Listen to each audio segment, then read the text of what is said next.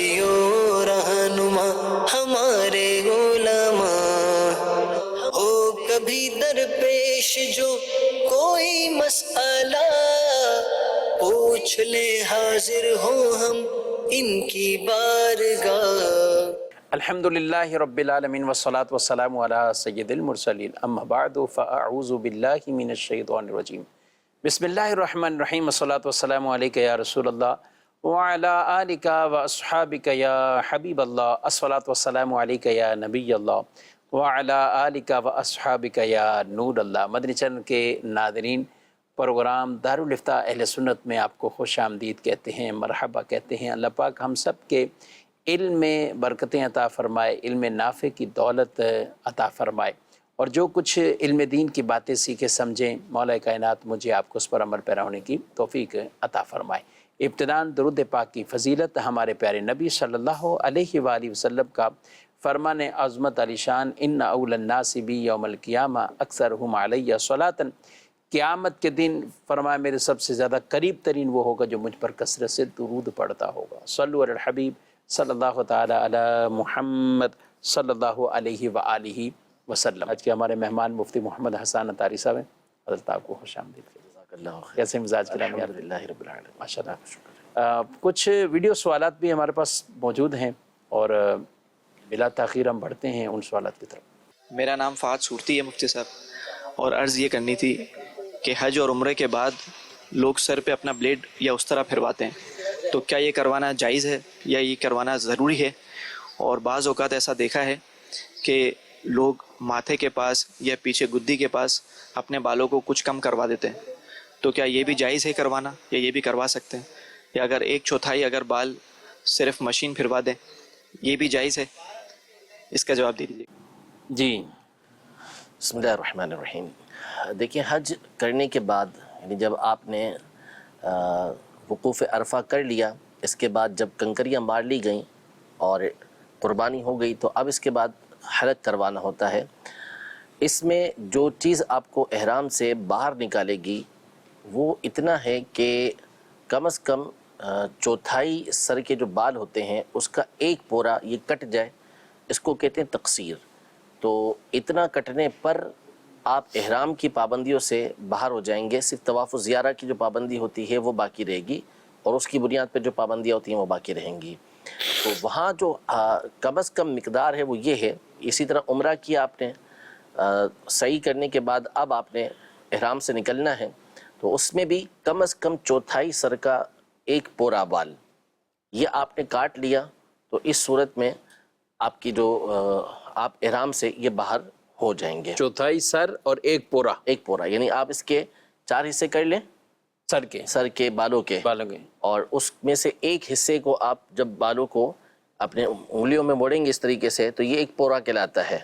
ٹھیک ہے، یوں آپ کا اتنا حصہ بھی آپ نے کاٹ لیا، تو اتنا حصے کاٹنے کی وجہ سے آپ احرام کی پابندیوں سے باہر یعنی ہو گئے۔ وہ بال انگلی پر اتنا ہو گیا، خواتین کے لیے بھی آسانی ان کے لیے آسانی۔ جیسے مثال کے طور پر یہ بال ہیں سر کے، ان کے تو اس کے 4 حصے کر لیے، ٹھیک ہے، یہ 4تھا حصہ مثال کے طور پر اتنا بنا، تو اس کو آپ نے یوں اس کو لپیٹا اتنا، اور اس کو لپیٹ کے آپ نے جو اتنا حصہ بنتا ہے اسے کاٹ لیا، تو اس صورت میں آپ کے جو بال ہیں اتنا حصہ یہ بنے گا، صحیح ہے، یہ کاٹ لیں گے تو آپ احرام کی پابندی سے نکل گئے۔ ٹھیک، یہ تو ہے کہ جو ضروری ہے۔ باقی اس کے بعد جو مردوں کے لیے افضل کام ہے وہ یہ ہے کہ وہ حلق کروائیں، اس طرح پھروائیں جس سے حلق ہو جائے۔ تو ایسوں کے لیے نبی پاک صلی اللہ تعالیٰ علیہ وآلہ وسلم نے دعا کی کہ اللہ پاک ان کے اوپر رحمت فرمائے۔ تو اس لیے چاہیے یہی کہ جب بھی موقع ہو اس طرح کا، تو اس وقت ایسی سنت پر عمل کرتے ہوئے حلق کروا لینا چاہیے، سستی اس میں نہیں برتنی چاہیے۔ اب اسی طرح جو 1/4 سر ہے اس کے اگر بال کے اوپر اس طرح بھی پھروا دیا، بال اتنے کٹ گئے، تو اس صورت میں بھی آپ احرام کی پابندیوں سے تو باہر آ جائیں گے، لیکن سنت یہی ہے کہ پورے سر کے اوپر اس طرح آپ پھروائیں تاکہ آپ مکمل اس کے ثواب کے حقدار بنیں اور کسی طرح کے بھی شک و شبے کے اندر آپ نہ رہیں۔ اب جیسے انہوں نے کہا کہ بعض لوگ ماتھے کے آگے سے چند بال کاٹ لیتے ہیں، یا گدی کی طرف سے چند بال کاٹ لیتے ہیں، تو ایسے نہیں چلے گا۔ جیسے بعض اوقات جو ہے وہ بعض لوگ کھڑے ہوتے ہیں جو ہے وہ مروہ کی پہاڑی کے پاس، جی ایسے ہی تو وہاں جو ہے وہ کینچی بس پاس ہوتی ہے، 2 ادھر کٹ مارے 2 ادھر کٹ مارے اور آپ کو احرام کی پابندیوں سے نکال دیا. تو ایسے آپ احرام کی پابندیوں سے نہیں نکلیں گے. ابھی آپ احرام کے جو طریقے کا احرام کی جو پابندی ہے اسی میں رہنا ہے آپ نے، اور جو سنت طریقہ ہے اسی کے مطابق آپ نے کم از کم جو 1 پورا بال بنتے ہیں چوتھائی سر کے وہ کاٹنے ہیں. تو بالکل ان چکروں کے اندر نہ پڑیں. مشورہ یہی ہے مردوں کے لیے کہ وہ حلق ہی کروائیں تاکہ سنت پر بھی عمل ہو اور ساتھ ہی ساتھ ثواب بھی ملے اور آپ شک و شبے کے اندر بھی نہ رہیں. ٹھیک ہے. اچھا چوتھائی کی جگہ تہائی کر سکتے ہیں، مطلب بالوں کے 3 حصے کر لیں جیسے خواتین کے لیے کریں اب ان کے ہاتھ میں، تاکہ کچھ احتیاطاً ٹھیک ہے، کوئی مسئلہ نہیں ہے. کیونکہ پورا پرفیکٹ پورے چوتھائی بال تھوڑے سے بال زیادہ ہو جائیں گے بس یہی ہوگا. اس میں کوئی حرج والی جی، بات؟ بعض اوقات تو وہ توجہ نہیں ہوتی تو پورے بالوں کا 1 پورا کاٹ رہی ہوتی اچھا پورا ہی. تو پھر بڑی آزمائش میں آ جاتی ہیں کہ 3-4 دفعہ جب عمرے کر لیے تو بال کافی چھوٹے ہو جاتے ہیں. تو پورے بالوں کے کاٹنا ضروری نہیں ہے. چوتھائی سر کے بالوں کے بال پورا بھی کاٹ لیا تو اس سے احرام کی پابندیوں سے آپ باہر آ جائیں گے. اچھا کچھ خواتین کی طرف سے یہ سوال آتا ہے عام طور پہ کہ جب ہم اپنے بالوں کو عام طور پہ نارمل روٹین میں بال ہیں، لیکن جب ان کو کیونکہ ایک ساتھ کوئی نیچے سے تو پورے برابر نہیں ہوتے، اور اب ان کو جب وہاں ان کو کیا جاتا ہے ان کو تہائی کریں یہ کریں، تو اب کوئی اوپر ہیں کوئی نیچے ہیں یہ وہ، تو اس کا کیا کیسے کہیں گے؟ دیکھیں بال تو ویسے چھپانے ہیں نا انہوں نے، کھولنے تو ہے ہی نہیں، تو چھپا کے رکھیں اسے. 3-4 مرتبہ اس طرح کریں گی تو ویسے ہی برابر ہو جائیں گے. پھر اس کے بعد بھلے جب آپ فارغ ہو جائیں تو اس کو سیٹ کروانا چاہیں تو اس انداز میں سیٹ کروا لیں کہ آپ کے کندھوں سے اوپر بال نہ جائیں. ٹھیک. تو اگر بڑے ہو گئے ہیں تو صحیح ہے، ان کو ایک سیدھ میں کروانے میں تو کوئی حرج نہیں ہے. صحیح ہے. نہیں میں کہہ رہا ہوں کہ ایک سیدھ میں پہلے سے ہی اگر وہ ایسے ہی ہیں، یعنی کاٹنے ہیں کسی نے، ٹھیک ہے اب کاٹنے ہیں تو اس وقت ہی وہ ایک سیدھ میں، یا اس طرح کے نہیں ہے کہ بالکل ہی وہ پورے کے برابر. صحیح ہے، تو تھوڑا سا زیادہ لے لیں، تھوڑا سا احتیاطاً جو ہے وہ کچھ بال زیادہ کٹیں گے لیکن ایک ان کو اطمینان ہو جائے گا. صحیح ہے. مردوں میں بھی جو ناظرین کرام تقصیر کی طرف جاتے ہیں، یعنی اپنے اس پورے کے برابر جو کاٹتے ہیں، تو ان کو پہلے اپنے بال ضرور دیکھنے چاہیے کہ ان کے بال پورے کے اوپر ہے نہیں ہیں اور وہ تقصیر کی طرف جا رہے ہوتے ہیں. اچھا بال ہیں تھوڑے اور کہ مشین پھیر دو تو اب مشین سے ہوگا چلے. تو بالکل بھی آج کل تو اس طرح کی بہت ہی نہیں چاہیے. اب پوچھتے ہیں کروانے کے بعد اس طرح کے معاملات، بالکل اور پھر پریشانی در پریشان. بھائی 0 کی مشین لگائیے تو 1 نمبر. اب ہمیں خود بھی نہیں پتا کہ 0 کی مشین سے ہوتا کیا ہے، کبھی لگوائی نہیں ہم نے بھی. صحیح ہے. تو معلوم نہیں ہو پاتا. تو اس لیے ان معاملات کے اندر پڑیں ہی نہ، تھوڑا سا خرچہ کریں اور اس طرح پھروائیں آرام سے نائی سے.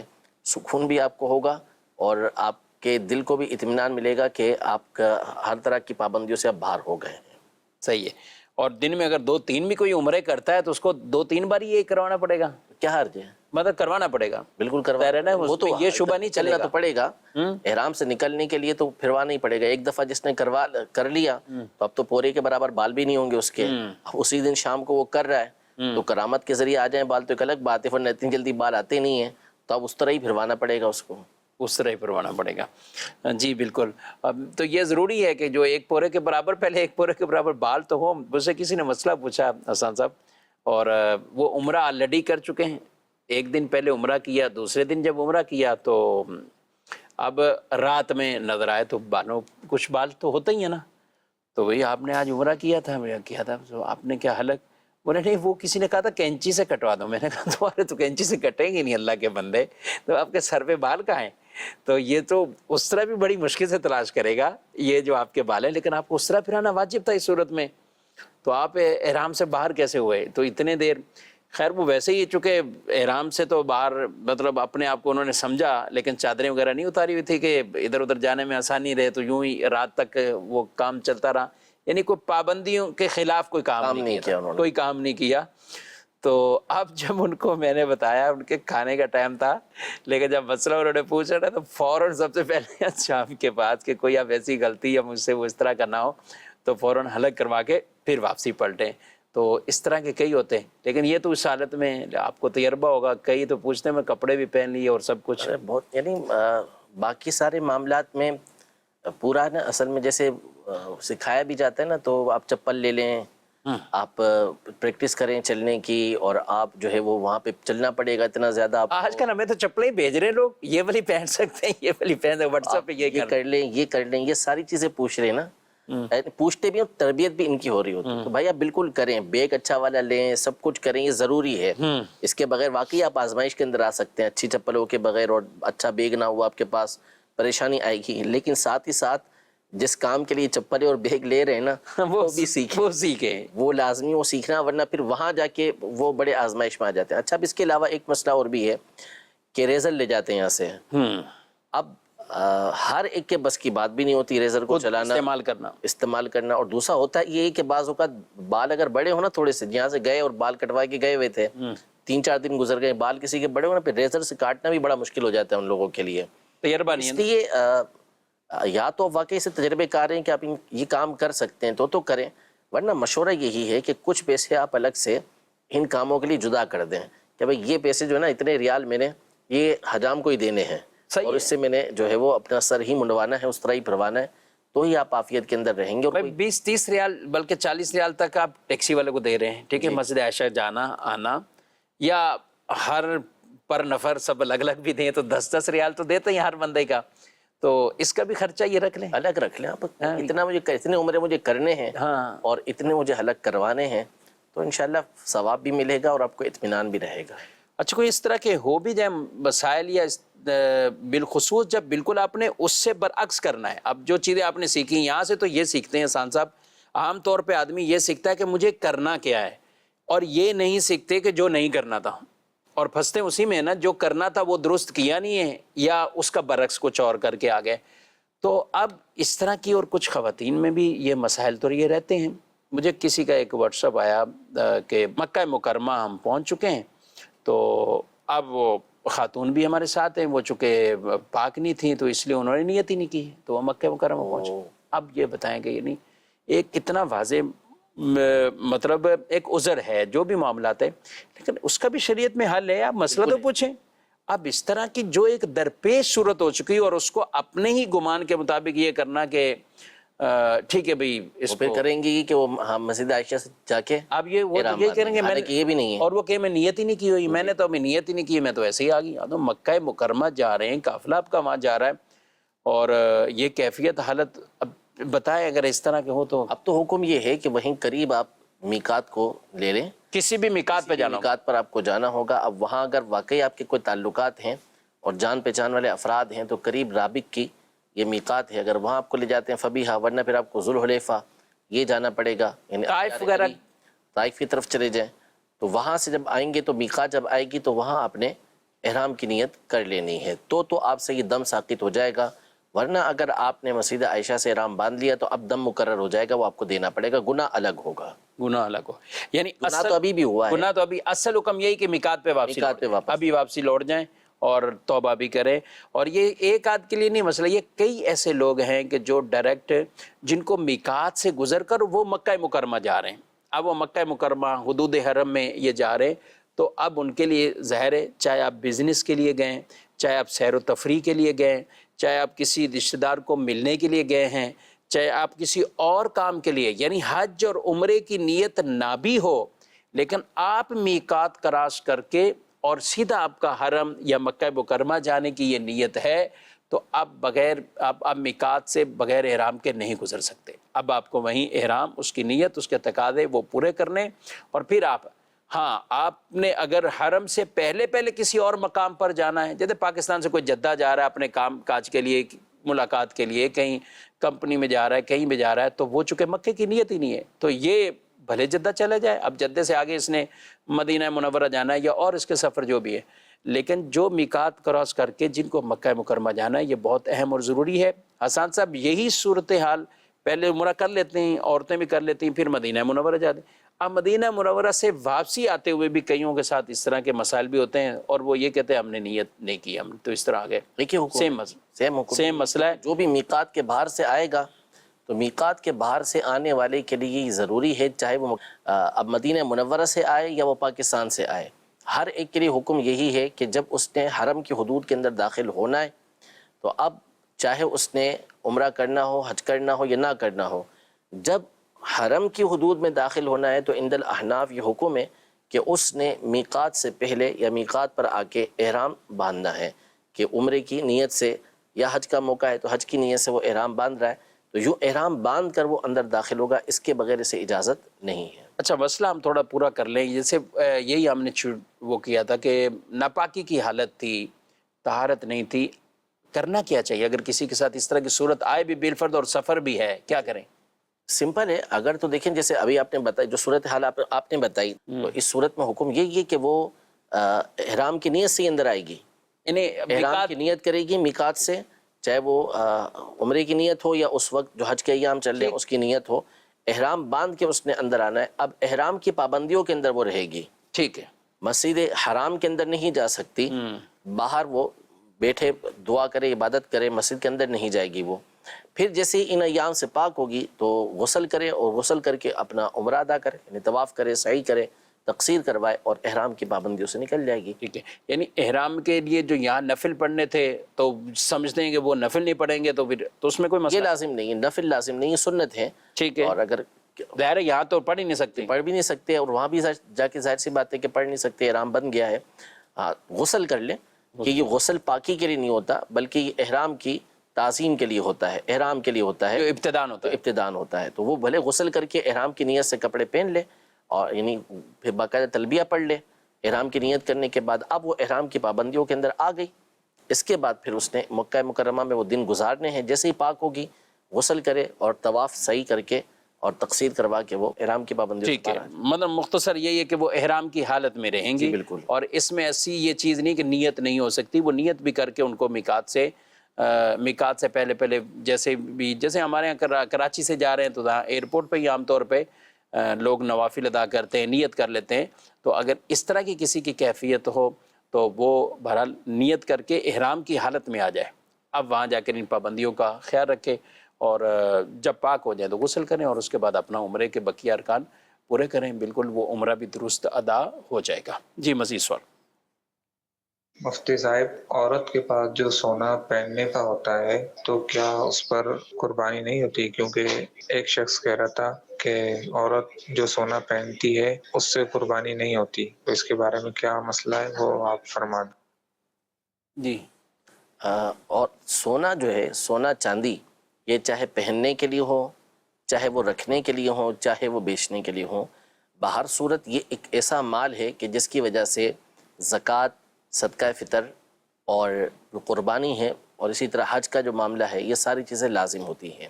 تو اگر ان کے پاس اتنا سونا ہے کہ اس کی وجہ سے یہ صاحب نصاب بن جاتی ہیں، یا سونے کے ساتھ مل کر کوئی اور چیز موجود ہے جس کی وجہ سے یہ صاحب نصاب بن جاتی ہیں، تو بھلے وہ پہنتی ہوں، استعمال کرتی ہوں، ان کے اوپر قربانی لازم ہوگی۔ جس نے یہ مسئلہ بیان کیا کہ ان پہ قربانی لازم نہیں، تو اس نے بالکل غلط بیان کیا۔ شرائط دیکھیں گے کہ سونا خود اتنا ہے کہ جو ان کو صاحب نصاب بنا دے تو بھی قربانی لازم، اور اگر اتنا نہیں لیکن اس کے ساتھ چاندی یا روپیہ وغیرہ موجود ہے جس کی وجہ سے نصاب ہو جاتا ہے، 52.5 تولہ چاندی کی رقم کے برابر نصاب ان کا پہنچ جاتا ہے، تو پھر اس صورت میں ان کے اوپر قربانی لازم ہوگی۔ مرحوم کی طرف سے جو نمازوں کا فدیہ دیا جاتا ہے یہ کہاں سے ثابت ہے؟ اس طرح روزوں کا بھی دیا جاتا ہے؟ یہ دیکھیں بزرگان دین رحمہ اللہ اجمعین کے اقوال سے اس کا ثبوت واضح طور پر موجود ہے، فتاوی شامی وغیرہ دیگر کتابوں کے اندر یہ بیان کیا گیا ہے کہ اس کی طرف سے فدیہ ادا کیا جائے، اور یہ سارا امید کے اوپر ہوتا ہے، ٹھیک ہے، کہ اس کی طرف سے ہم نے یہ چیز ادا کی تو اس صورت میں امید رکھی جا سکتی ہے کہ اللہ پاک اس کے اوپر تخفیف فرمائے گا۔ فرمائے ایک اور سوال ہے کہ جن کی بہت ساری نمازیں قضا ہوں تو وہ فرض کی تیسری اور چوتھی رکعت میں کیا پڑھیں؟ فجر کیسے ادا کریں؟ فجر کی تو 2 رکعتیں جیسے ادا کرتے ہیں ویسے ادا کریں گے، اس کی تو تیسری چوتھی رکعت ہے نہیں، البتہ اس کے رکوع اور سجود کے اندر، رکوع میں اور سجدوں کے اندر جتنی بھی رکعتیں ہیں، فجر کی ہوں یا ظہر کی، عصر کی، مغرب کی، عشاء کی، یا وتر جو پڑھ لیں آپ، ان تمام میں یہ اجازت دی گئی ہے کہ ایک مرتبہ سبحان ربی العظیم اور سجدے میں سبحان ربی الاعلیٰ یہ ایک مرتبہ پڑھ لیں، اور پھر اس کے بعد اگلے رکن کی طرف آپ آ جائیں، اور فرض کی تیسری اور چوتھی رکعت کے اندر آپ چاہیں تو سورۃ الفاتحہ کی جگہ 3 مرتبہ سبحان اللہ یہ کہہ لیں۔ تو یوں جس کے اوپر بہت زیادہ قضا نمازیں ہیں وہ یہ آسانی اختیار کرنا چاہتا ہے تو اس میں کوئی حرج نہیں ہے۔ سوال ہے نفل نماز کی پہلی رکعت میں سورہ فاتحہ کے بعد آیت الکرسی کے بعد سورہ اخلاص پڑھنا بھول گیا تو دوسری رکعت میں یہی ڈبل پڑھ لے، یہ شاید کسی خاص نماز کسی وظیفے کی وجہ سے ایسا ہوگا تو پڑھنے میں کوئی حرج نہیں ہے، لیکن دوسری رکعت ہے تو پہلی رکعت کے مقابلے میں طویل نہیں ہونی چاہیے۔ عورت نے وضو کیا اور اس کے بعد بچے کو دودھ پلایا، کوئی مسئلہ ہوگا وضو میں؟ دودھ پلانے کی وجہ سے نہ وضو ٹوٹتا ہے نہ وضو پہ کسی طرح کا اثر آتا ہے، تو اس کے بعد بلا کراہت بغیر دوبارہ وضو کیے آپ چاہیں تو نماز ادا کر سکتی ہیں، اس میں کوئی حرج نہیں ہے۔ جی مزید سوال۔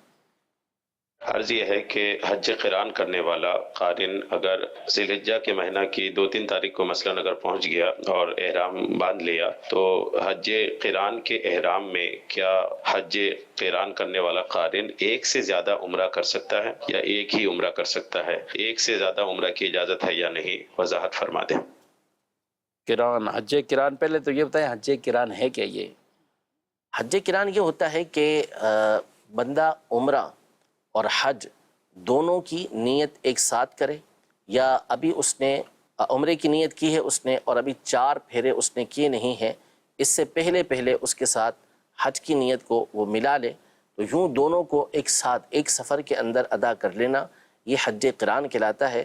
تو یہ سب سے افضل حج ہے، اس کے اندر مشقت زیادہ ہوتی ہے، اور احرام سے تعلق رکھنے والے اگر کوئی جرائم ہو جاتے ہیں تو اس بنیاد پر جو دم ہوتا ہے وہ بھی دگنا لازم آتا ہے، ڈبل آتا ہے لازم، تو اس لیے اجر بھی زیادہ تو اس طرف بھی زیادہ، تو جس کے لیے ہمت ہو، جس کے اندر قدرت ہو، اسے چاہیے کہ وہ حج قران ہی ادا کرے۔ ٹھیک ہے، اور حج قران والا ایک عمرے کے بعد مزید عمرہ انشاءاللہ آپ کو عرض کرتے ہیں۔ مزید سوال۔ میرا نام احسان شفیق ہے اور میرا تعلق جہلم پاکستان سے ہے، تو مفتی صاحب سے میرا سوال ہے کہ جن کے اوپر قرضہ ہے وہ قربانی کرنے کے لیے اس کے پاس اتنی ہی رقم ہے کہ وہ قرض اتار سکے یا قربانی کر سکے، تو کیا اس کے لیے کیا احکامات ہیں؟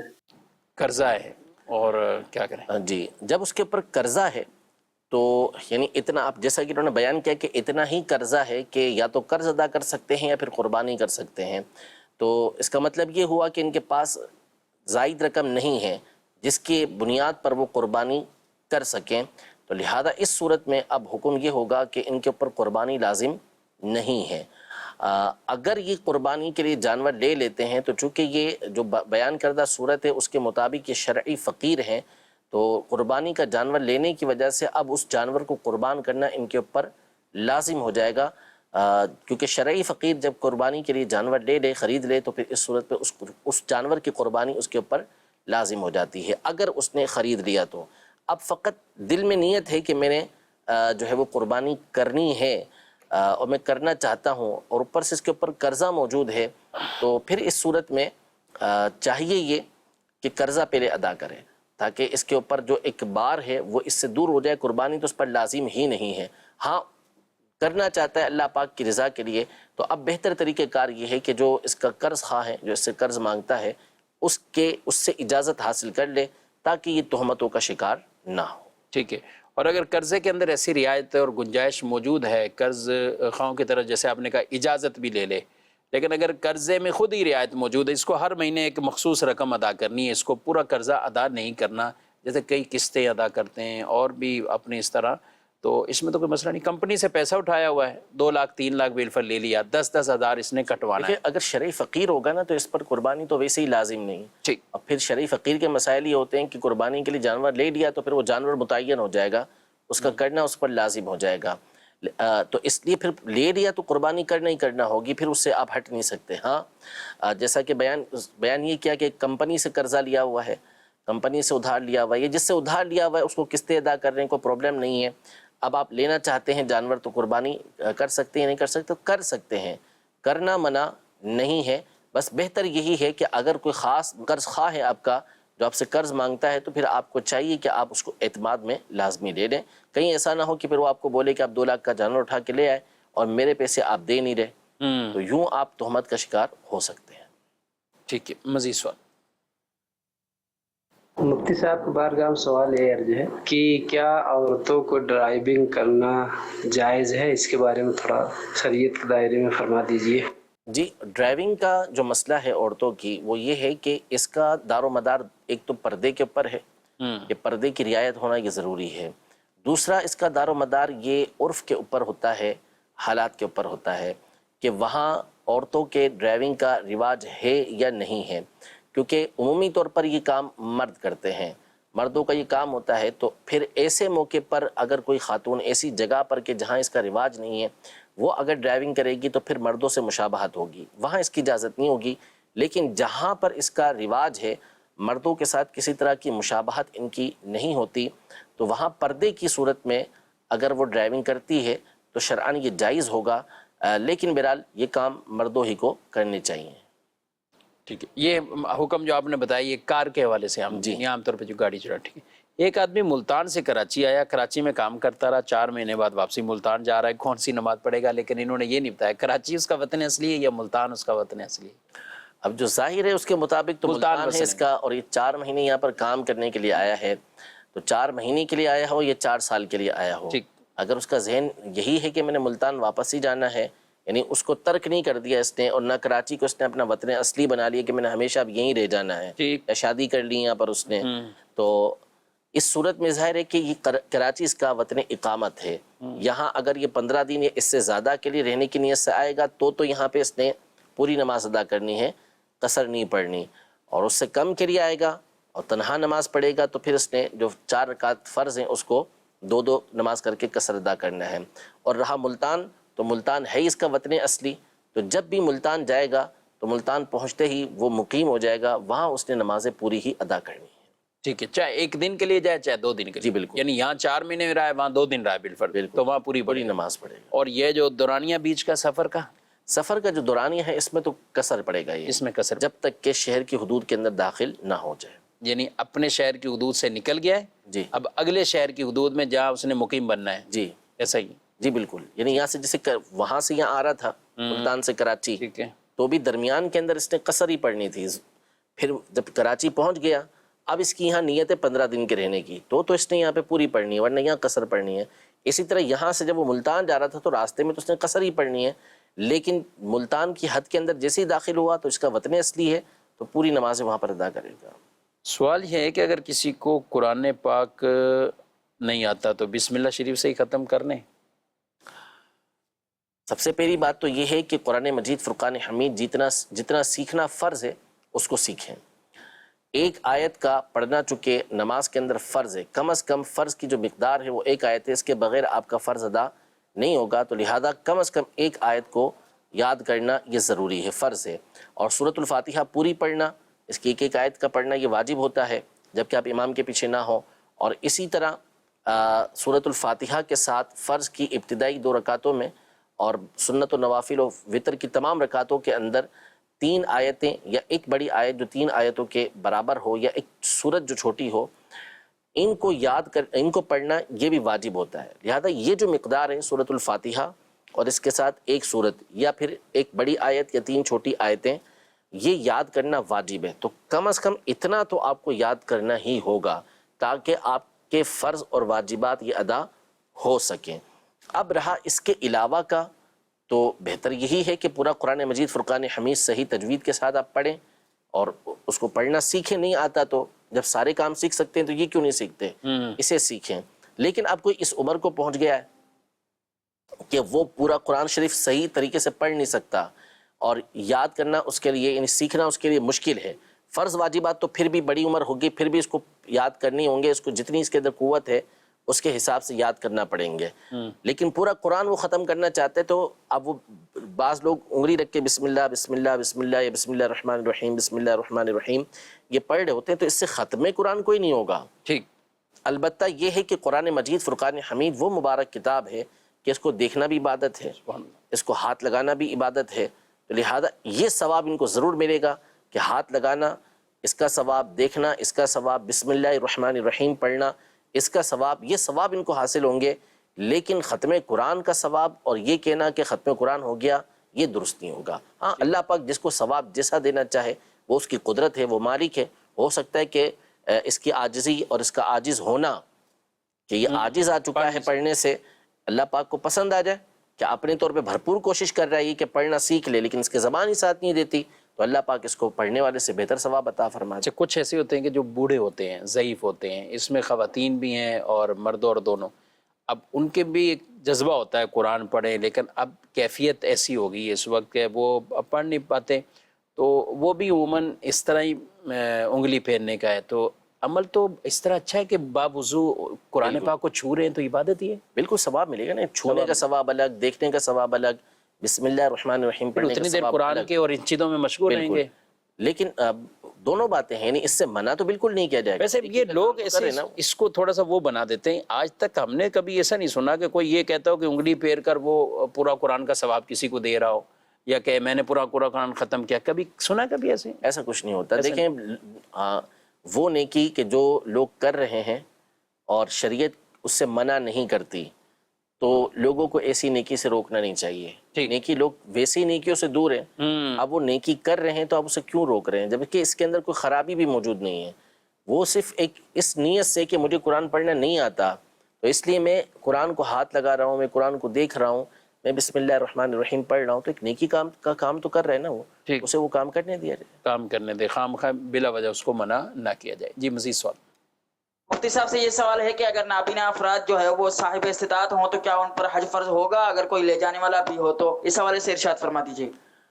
جی نابینا کے اوپر حج فرض نہیں ہے، اگرچہ کہ اس کو کوئی لے جانے والا موجود ہو، ہاں بتکلف وہ پہنچ گیا، کسی کے سہارے یا خود ہی پہنچ گیا، اس نے حج ادا کیا تو اس کا حج ادا ہو جائے گا، حج ادا ہو جائے گا۔ جی مزید سوال۔ مفتی صاحب کی بارگاہ میں سوال عرض ہے کہ بہن کی جو ہے وہ مکہ شریف کے لیے فلائٹ ہے نا، حج سے پہلے جو ہے یہ تقریباً 6-7 دن جو ہے مکہ شریف میں رہیں گے عزیزہ میں، پھر حج کے بعد واپس عزیزہ اور مکہ میں رہیں گی نا 20 دن، پھر اس کے بعد آخری 10 دن جو ہے وہ مدینہ شریف میں گزاریں گی، تو آپ کی بارگاہ میں عرض ہے کہ کیا اس سفر میں یہ شروع کے حج سے پہلے کے جو 5-6 دن ہوں گے اس میں قصر نماز پڑھیں گی یا پوری نماز پڑھیں گی؟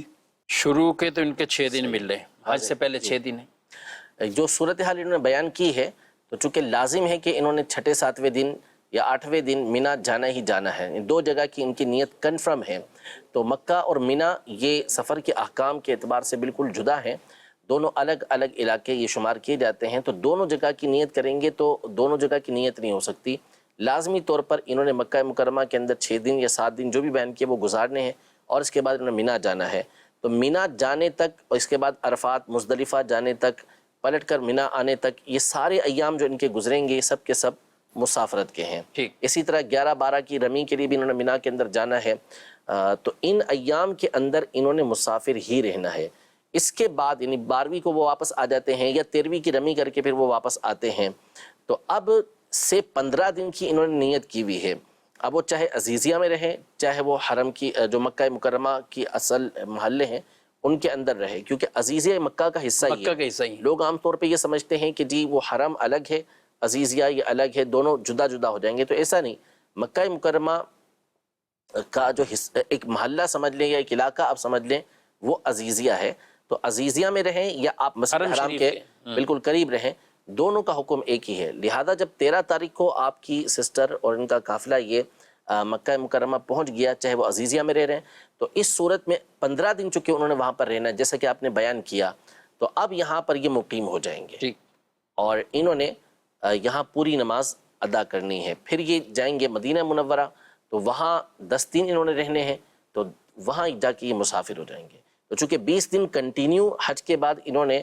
مکہ مکرمہ کے اندر رہنا ہے، تو یہاں پر انہوں نے پوری نماز ادا کرنی ہے، مدینہ منورہ جا کے انہوں نے قصر نماز ادا کرنی ہے۔ ٹھیک ہے، عام طور پہ لوگ ان دونوں میں فرق نہیں کر پاتے اور وہ یہی سمجھتے ہیں کہ بھئی اب یہ مکہ میں ہی ہیں، یعنی مینا اور عزیزیہ یہ سب چیزیں، تو اب ہم مکہ میں، یعنی اس پورے سفر کو وہ مکہ کا نام دیتے ہیں کہ اتنے دن مکہ میں، آخری 10 دن مدینہ منورہ میں، تو وہ اس کو 30 شمار کر لیتے ہیں، 25 شمار کر لیتے ہیں۔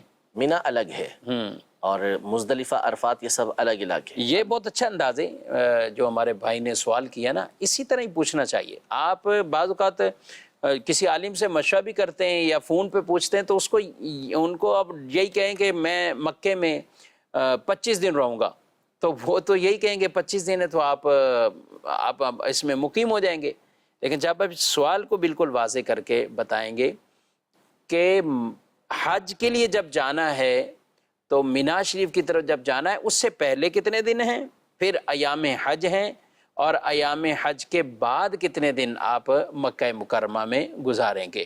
تو اس ڈیٹیل کے ساتھ اس مسئلے میں بہت فرق وہ آ جاتا ہے. ہاں یہ سان صاحب چلیں اس کو تھوڑا سا ہم کر لیتے ہیں. ان کو 6 دن ملیں پہلے. اب کوئی ایسا ہے کہ جس کو 15 سے 16 دن حج کی طرف جانے سے پہلے مل جائیں تو مینا دیکھیں 8 تاریخ کو جانا ہوتا ہے. ویسے سنت طریقہ کار یہ ہے، لیکن 7 میں بھی رات کو شروع ہے، 8ویں کی کثرت کی وجہ سے 8ویں شب کو ہی رات کو ہی یہ جانا شروع کر دیتے ہیں. تو مینا جانے سے پہلے یہ دیکھا جائے گا کہ آپ کے پاس کتنے ایام ہیں. اگر تو آپ کے پاس 15 یا اس سے زیادہ کے ایام مینا جانے سے پہلے کے ہیں اور آپ نے کنٹینیو یہ ٹائم مکہ مکرمہ کے اندر ہی گزارنا ہے، تو اس صورت میں آپ وہاں پر مقیم ہو جائیں گے اور نمازیں آپ نے پوری ادا کرنی ہے. پھر اس کے بعد جب آپ مینا جائیں گے تو اب مینا، مزدلفہ، عرفات یہ تینوں اتنے فاصلے پر ہیں کہ جو شرعی مسافت نہیں ہے. لہذا ان جگہوں پر جانے کی وجہ سے آپ مسافر نہیں ہوں گے، آپ مقیم ہی رہیں گے. یہاں بھی جا کے آپ نے پوری نمازیں ہی ادا کرنی ہیں. پھر اس کے بعد لوٹ کر آپ آئیں گے مکہ مکرمہ تو ابھی بھی آپ یہاں پر مقیم ہی رہیں گے. اب دیکھا جائے گا کہ آپ مدینہ منورہ جاتے ہیں تو کتنے دنوں کے لیے جاتے ہیں. ٹھیک ہے. حج قران کے حوالے سے وہ جو سوال کیا تھا تو اب جی حج قران کے حوالے سے یہ ہے کہ اگر کسی نے ایک عمرہ کر لیا تو اس کے بعد چونکہ وہ حج کے احرام کے اندر ہی ہے، لہذا اب اس کے ساتھ وہ جدید کوئی احرام نہیں ملا سکتا اور اسے اس بات کی اجازت نہیں ہوگی کہ وہ جدید عمرے، مزید عمرے یہ ادا کرے. اب اس نے اسی کے اندر اگر کرنے ہیں تو زیادہ سے زیادہ نفلی طواف وہ کر سکتا ہے. نفلی طواف کرتا رہے. ظاہر ہے کہ اس کو احرام کے اندر تو موجود ہے، مزید مسجد عائشہ یا ادھر ادھر جا کر کیسے وہ اس کو کہتے ہیں کہ احرام کے ساتھ احرام کی اضافت الاحرام الی الاحرام. یہ ٹھیک نہیں، یہ اس کی اجازت نہیں ہوتی، یہ ٹھیک نہیں ہے. ٹھیک ہے.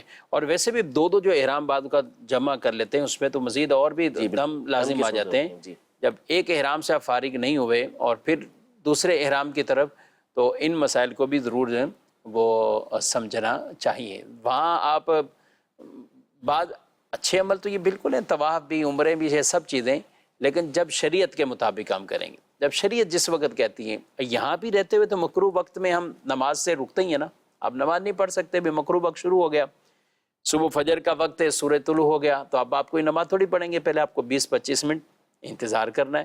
پھر آپ دوپہر میں اسی طرح جو زوال کا ٹائم آ جاتا ہے، اسی طرح عصر کے بعد اور مغرب سے، عصر کے بعد یعنی مغرب سے 20 منٹ پہلے مکروہ وقت ہے. اب نماز سے رکیں گے آپ اس ٹائم نہ کوئی قضا پڑھیں گے نہ کچھ اور پڑھیں گے. ہاں اس دن کی عصر کی نماز رہتی ہے تو وہ آپ نماز ادا کر لیں گے جو اسی دن کی عصر کی نماز رہتی، لیکن بلا وجہ ایسی تاخیر کرنا وہ جائز نہیں، گناہ کا کام ہے. تو البتہ نماز پڑھنی ہوگی. ایسا نہیں کہ کوئی کہے کہ مکروہ وقت شروع ہو گیا تو اب میں نماز اس دن والی عصر بھی چھوڑ دوں. نہیں، آپ قضا کریں گے، گناہ گار ہوں گے. آپ نماز اپنی اس کو ادا کریں گے اس ٹائم ہی. لیکن ان کے علاوہ بقیہ کسی اوقات میں فجر والا جو فجر کے بعد مکروہ ٹائم ہے یا زحمہ کبریٰ کے وقت، دوپہر زوال کے وقت، اس میں کوئی نماز نہیں پڑھیں گے. تو میں عرض کر رہا ہوں کہ نماز ایک اچھا عمل ہے، سب کچھ ہے، لیکن شریعت مطہرہ کے بھی تو یہ سارے احکامات نا، اس وقت ہمیں نماز سے ممانعت. اسی طرح عمرے پہ وہاں ہم جاتے ہیں تو کئی چیزوں کی یہ ممانعت باقاعدہ موجود ہیں، اور باقاعدہ ایسے ایام بھی کتب فقہ میں موجود ہیں کہ جن میں عمرے کا احرام اور وہ نیت کرنا عمرے کی وہ بھی مکروہ تحریمی ہے، جائز نہیں ہے. کیا کہتے ہیں حسان صاحب؟ کچھ ایام ایسے کہ جن میں خاص طور پر کیا فرماتے ہیں؟ جو ایام حج ہیں ان کے اندر عمرہ کرنے کی اجازت نہیں ہوتی، مکروہ ہوتا ہے اس کے اندر. تو صحیح بات یہی ہے کہ اصل چیز تو اللہ پاک کی رضا حاصل کرنا ہے، ثواب کا حصول ہے. تو اسی انداز میں ثواب کا حصول ہو سکے گا جس کی شریعت مطہرہ اجازت دیتی ہے. اگر شریعت مطہرہ اجازت نہیں دیتی تو پھر اس صورت میں وہ کام کرنے کی اجازت نہیں ہوگی. بڑی مثال اس کی یہی ہے کہ جیسے بغیر محرم کی خواتین جو ہے وہ بعض اوقات عمرے پر جانے پر بزید ہوتی ہیں اور وہ کہتی ہیں کہ نہیں، ہم نے عمرے پر جانا ہی جانا ہے. جب انہیں سمجھایا جائے تو وہ کہتے ہیں ہم تو عمرے پر ہی جا رہے ہیں، نا کسی غلط کام کے لیے تو نہیں جا رہے. اب سوال یہ ہے کہ بھئی آپ عمرے پہ کیوں جا رہی ہیں؟ کیا آپ وہاں سیر و تفریح کے لیے جا رہی ہیں؟ آپ اللہ پاک کی رضا حاصل کرنے کے لیے جا رہی ہیں؟ اگر تو آپ نے شوق پورا کرنا ہے تو ویسے ہی آپ کا ثواب تو بنے گا نہیں. اگر آپ نے ثواب حاصل کرنا ہے تو ثواب تو اسی صورت میں ملے گا جب آپ اللہ اور اس کے رسول کی فرما برداری کریں گے، ان کی رضا کے مطابق کام کریں گے. اور جب انہی کی طرف سے اس کی ممانعت ہے تو پھر آپ کو یہ کرنے کی اجازت بھی نہیں ہوگی. جی ایس ایم ایس پہ سوال ہے کہ میں قربانی کا مستحق ہوں، یعنی یہ کہنا یہ چاہ رہے کہ میں قربانی مجھ پر واجب ہے، تو کیا میں اپنے والدین کی طرف سے قربانی کروا دوں کیونکہ ان میں استعداد نہیں؟ اگر ان کے اوپر واجب ہے قربانی، یعنی ان کے پاس اتنے اسباب پائے جاتے ہیں کہ قربانی ان کے اوپر لازم ہو گئی، تو پھر ان کو اپنی طرف سے قربانی کرنا یہ ضروری ہے۔ ہاں پھر اس کے بعد اگر ان کے پاس اتنی وسعت موجود ہے تو والدین کی طرف سے وہ قربانی کریں گے تو وہ نفلی قربانی ان کی طرف سے ادا ہوگی، لیکن یہ بے وقوفی اور نادانی ہوگی کہ اپنے اوپر جو چیز واجب ہے اس کو چھوڑ کر والدین کی طرف سے نفلی ادا۔ مرحومین کی طرف سے بھی لوگ یہی جذبات بعض اوقات رکھتے ہیں، یہ اس طرح عمل بھی کرتے ہیں۔